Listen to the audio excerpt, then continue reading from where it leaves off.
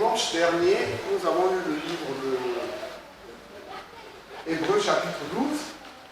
Le Seigneur nous interpellait sur l'application, la mise en œuvre, l'exercice de la foi. Quand on a entendu la parole de Dieu, pour ceux qui ont l'oreille bien ouverte, le corps bien disposé, la parole là déclenche en vous une relation de confiance avec Dieu qu'on appelle la foi. Et l'objet de cette foi, c'est de vous permettre de croire que Dieu existe et qu'il peut agir en votre faveur. Premièrement, il est le rémunérateur de ceux qui le recherchent. Cette foi nous permet aussi de commencer à comprendre des choses qu'on ne pouvait pas comprendre autrement. Par exemple, les scientifiques disent que l'univers tout entier, le soleil, les étoiles, les lunes, la terre, tout l'univers entier était dans un point minuscule, plus petit qu'un grain de sable. Personne ne peut s'imaginer dans son entendement rationnel que la terre soit contractée à une échelle plus petite qu'un grain de sable. Mais en plus, on y ajoute la lune, le soleil, Jupiter, Mars, tout ça plus petit qu'un grain de sable, c'est tout simplement absurde. Mais les scientifiques arrivent à croire ça. Maintenant, nous allons au-delà des scientifiques. Nous partons simplement du fait que ce qui est, l'est, a été à cause de ce qui est invisible. La terre visible, le soleil visible, les étoiles visibles viennent du monde invisible. C'est tout. Mais ça, c'est la foi. La science ne peut pas prouver, dire simplement que l'univers était tellement petit qu'on ne pouvait même pas le mettre dans le creux de la main. Oui, mais ça s'appelle l'invisible. Mais il n'allait pas franchir le pas. Maintenant, nous, par la foi, en ayant écouté la parole de Dieu, nous croyons que ce qui est existe parce que ça vient de l'invisible. Il y a donc un monde invisible qui existe au milieu de l'ordre du monde visible. Le monde invisible est gouverné par Dieu. Mais il y a aussi un monde invisible, maléfique, gouverné par Satan.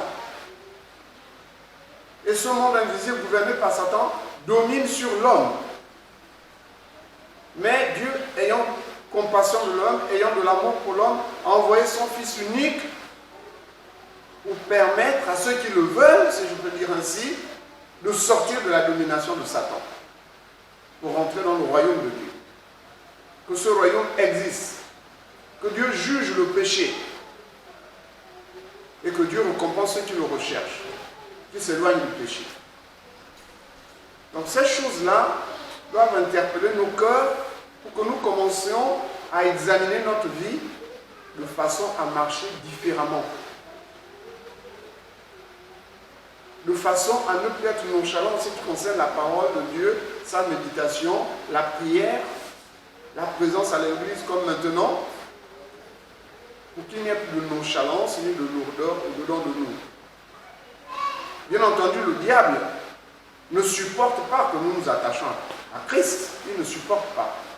Donc il ne va pas rester les bras croisés. Il va injecter en vous le découragement, le doute, la fatigue, la lourdeur, la nonchalance. Il injecte ça dans vos cœurs. Mais quand vous voyez ces choses-là, revenez, saisissez-vous. Réveille-toi, toi qui dors, relève-toi d'entre les morts et le Christ t'éclairera. Donc il faut que vous vous réveilliez et que vous sortiez de la nonchalance. Et cette nonchalance qui fait que le dimanche à 10h, il n'y a encore personne ici. À 10h30, il y a encore 2 personnes. À 11h, il y a une minorité qui est là. Mais il faut vous réveiller. Il faut vous réveiller. Nous nous voyons si peu. Si vous venez avec tant de retard, ça veut dire que ça réduit le temps qui nous permet d'être ensemble. Or, on a besoin d'être édifiés. La parole de Dieu est esprit et vie. Elle véhicule l'esprit de Dieu et l'esprit de Dieu communique la vie de Christ. Donc ne négligez pas ça. Ne soyez pas semblables à ceux qui remplissent les églises et qui, en sortant, sortent les mains vides, sont venus les mains vides, ils ressortent les mains vides. Encore que dans certaines églises, les pasteurs vident les poches avant que vous ne sortiez. Ce n'est pas le cas chez nous. Oui, les pasteurs vident les poches. Parce qu'ils ont des prières de 10 000, des prières de 20 000, des prières de 30 000, des prières de 50 000, des prières d'1 million. Il y a toutes les catégories de prières, mais c'est la vérité. Mais maintenant que le Seigneur vous donne même les prières cadeaux, vous exercez la nonchalance. Vous préférez qu'on soit dans ces églises où on vise les poches pour acheter quelques prières. Donc soyez interpellés par la grâce de Dieu. Le Seigneur vient avec douceur. C'est le bon berger. Nous avons lu le chapitre 11, je crois, la dernière fois, de Jean. Chaque chapitre nous enseigne une nouvelle relation avec Christ. Un nouveau visage de Christ. Une des capacités de Christ. Un autre point de la relation entre Christ et nous.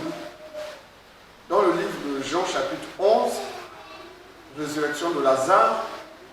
Lazare, c'est chacun d'entre nous. Lazare, sort des ténèbres et ton esprit est éclairé.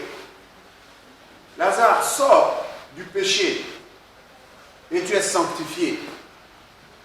Lazare, sort des lourdeurs que tu avais dans le corps, des fatigues, et ton corps est délivré. Abraham avait 100 ans, son corps était déjà marqué par la mort. Sa femme avait 90 ans, elle était déjà marquée par la mort. Mais le Seigneur, au moment marqué, lui dit, Abraham, sort. Sarah, sort. Et leur corps a été régénéré de façon à devenir capable de procréer. C'est comme une résurrection, comme une nouvelle jeunesse donnée par le Seigneur, parce qu'en lui se trouve la vie qui éclaire l'homme. Mais Lazare, c'est chacun d'entre nous. Il faut que vous sachiez cela.